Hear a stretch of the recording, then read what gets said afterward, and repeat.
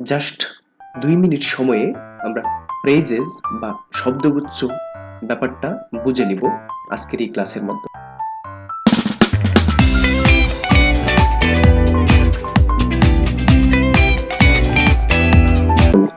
তো চলুন ক্লাসটিকে শুরু করা যাক। ফ্রেজেস বা শব্দগুচ্ছ নিয়ে আমাদের যে কনফিউশনগুলো থাকে সেগুলো কিন্তু এখান থেকে দূর হয়ে যাবে। ফ্রেজেস দুই বা ততোধিক শব্দ মিলে যদি একটি পার্ট অফ স্পিচের মতো কাজ করে তবে তাকে ফ্রেজেস বা শব্দগুচ্ছ বলে। অর্থাৎ দুই বা ততোধিক শব্দ মিলিত হবে এবং সেটা one kind of part of স্পিচের নিয়ে আচরণ করবে, দেন আমরা ওইটাকে বলতে পারবো যে এটা হচ্ছে একটা ফ্রেজ। দেখেন, ফ্রেজে সাধারণত কোনো ফাইনিট ভার্ব থাকে না। এটা কিন্তু আমাদের মোস্টলি জানা থাকতে হবে। অর্থাৎ একেবারে মূল বিষয় হচ্ছে এটা যে ফ্রেজ সাধারণত সেই জিনিসটা যেখানে কোনো ফাইনিট ভার্ব থাকবে না, একটা গুচ্ছ থাকবে বাট এখানে কোনো ফাইনিট ভার্ব থাকবে না। চলুন আমরা উদাহরণ দিয়ে ব্যাপারটা স্পষ্ট করি।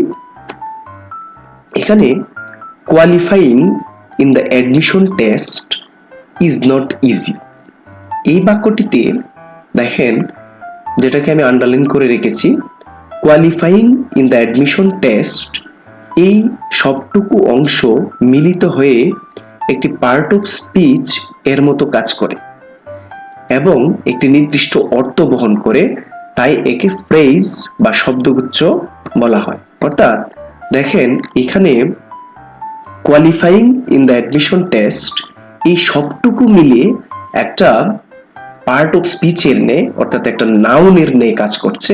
অর্থাৎ এই টোটাল বিষয়টা ইজি নয়, খুব সহজ নয়। তার মানে এখানে qualifying in the admission test এই সবটুকু অংশই একটা নাউনের মতো কাজ করছে, সেজন্যই এটাকে আমরা একটা ফ্রেজ বা শব্দগুচ্ছ বলে থাকবো। দেখেন, এইখানে কিন্তু আমরা আগের স্লাইডে যেটা দেখেছিলাম যে এখানে ফ্রেজে সাধারণত কোনো ফাইনিট ভার্ব থাকবে না, সেটা কিন্তু এখানে আমরা স্পষ্টত দেখতে পাচ্ছি যে এখানে কোনো ফাইনিট ভার্ব নেই। অর্থাৎ আমাদের এই স্লাইডে এইখানে যেটা আছে সেখানে কিন্তু আমরা কোনো ফাইনিট ভার্বকে দেখতে পাই না। একগুচ্ছ শব্দ রয়েছে, বাট একগুচ্ছ শব্দ সব কয়টা মিলিত হয়ে একটি নির্দিষ্ট অর্থ জ্ঞাপন করছে। সুতরাং এটাই হচ্ছে আমাদের কি ফ্রেজ। চলুন আমরা আরেকটা উদাহরণের মাধ্যমে ব্যাপারটাকে ক্লিয়ার করি। Anup is a man of letters.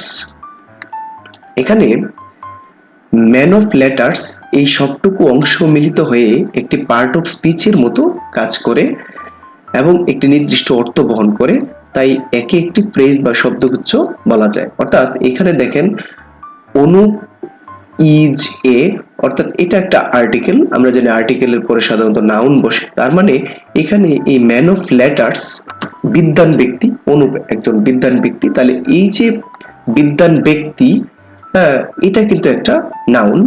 অর্থাৎ যদিও এখানে নাউন অ্যাডজেক্টিভ, বাট এটা হচ্ছে একটা নাউন। এই টোটালটা নাউন হওয়ার কারণে এখানে দেখেন এই ম্যান অফ লেটার্স সবটুকু মিলিত হয়ে একটা নাউনের নিয়ে অ্যাক্ট করছে বা একটা পার্ট অফ স্পিচের নিয়ে অ্যাক্ট করছে। সুতরাং এখানে এই ম্যান অফ লেটার্সকে আমরা বলতে পারি একটা ফ্রেজ বা শব্দগুচ্ছ। তবে আশা করি আপনারা ব্যাপারটা বুঝতে পেরেছেন। ফ্রেজ গঠনের কিছু শর্ত রয়েছে। দেখেন, ফ্রেজ গঠনের কিছু শর্ত। প্রথম শর্ত যেটা রয়েছে আমি বাংলায় নোট করেছি খুব সহজে মনে রাখার জন্য।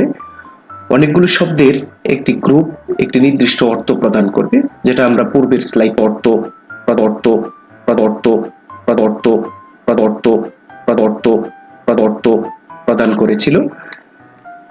একটি নাউন এবং একটি ভার্ব বা একটি নাউন এবং একটি অ্যাডজেক্টিভ যুক্ত হয়ে একটি নির্দিষ্ট ধারণা প্রদান করবে। অর্থাৎ এই ফ্রেজ তৈরি করার জন্য সেখানে একটা নাউন থাকবে, পাশাপাশি একটা ভার্ব যুক্ত হবে, নতুবা একটা নাউনের সাথে একটা অ্যাডজেক্টিভ যুক্ত হবে।